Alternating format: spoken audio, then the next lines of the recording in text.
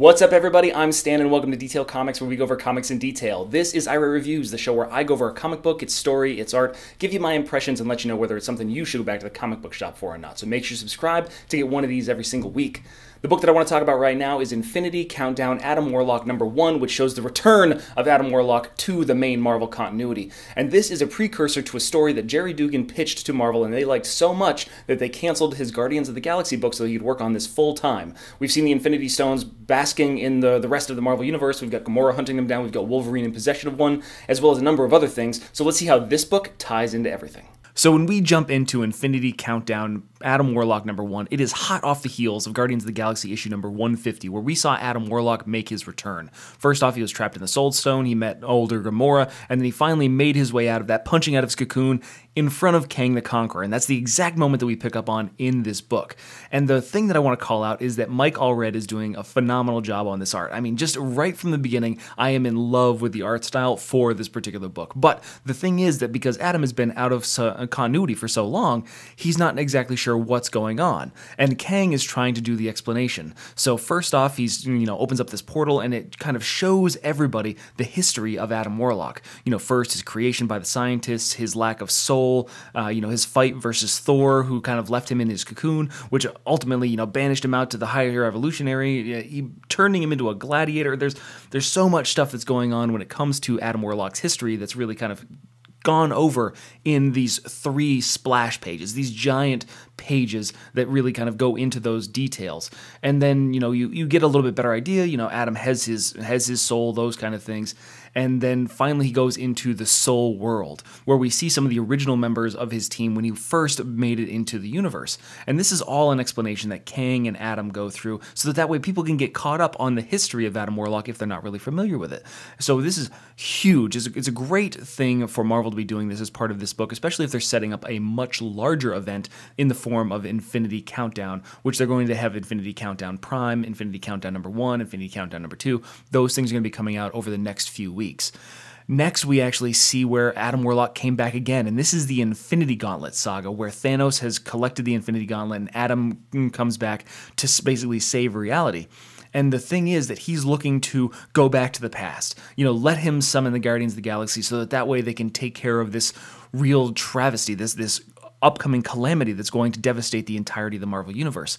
However, this is not going to be something that's possible because they're already too late. And when we get to this full 2-page splash, we see what looks to be like the shadow of a Super Skrull over the top of Gamora, and you see a dead Black Panther, you see Daredevil, you see Lady Thor, you see Black Bolt, you got Silver Surfer, Spider-Man, Black Widow, Falcon, actual Thor, you've got what looks to be Storm, you've got the Grandmaster, you've got Darkhawk, you've got Hulk, you've got Captain Marvel.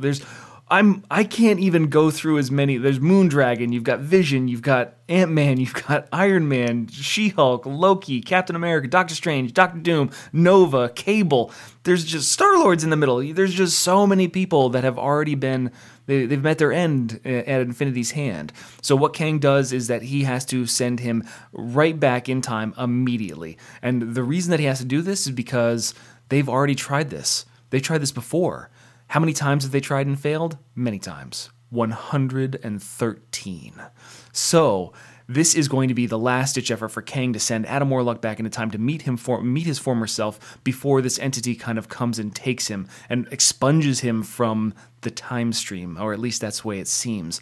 So you've got everything. He gives you a hint. You're omnipotent, but you're not omniscient. You don't know everything. I will not be beaten. I am the master of time, as he fades into whatever ether there is that is chasing down Adam Warlock and the rest of the people. And you'll see Kang's shadow just kind of stuck on this space, on this wall behind the adamantium skeleton of the Weapon X.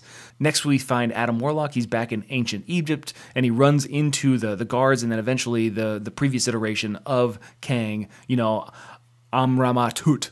And now he's got this plan that is being really kind of championed by this former version of Kang. He goes into his Celestium. He tells him exactly where he needs to go, what he needs to do, and who he's going to come up against.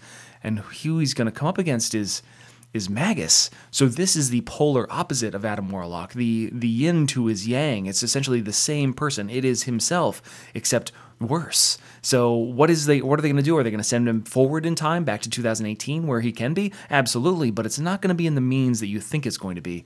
As Kang stabs him in the back, they prep his body so that way he can stay in stasis, his regeneration slows, and he'll awaken in time, hopefully. And that's where we leave Adam, locked in a sarcophagus, ready to be burst out when he needs to be.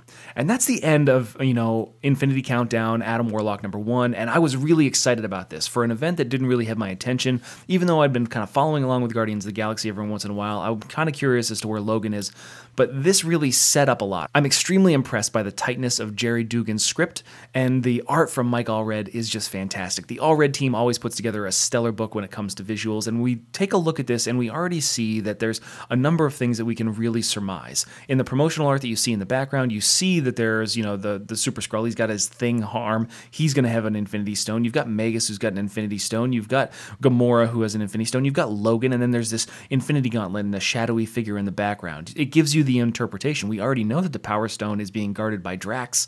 That's where they left him in issue number 150. So there's a lot of stuff that they need to unfold before we get into the heart of Infinity Countdown, which evidently is a big enough story that they canceled Guardians of the Galaxy so Dugan could just basically concentrate on this one.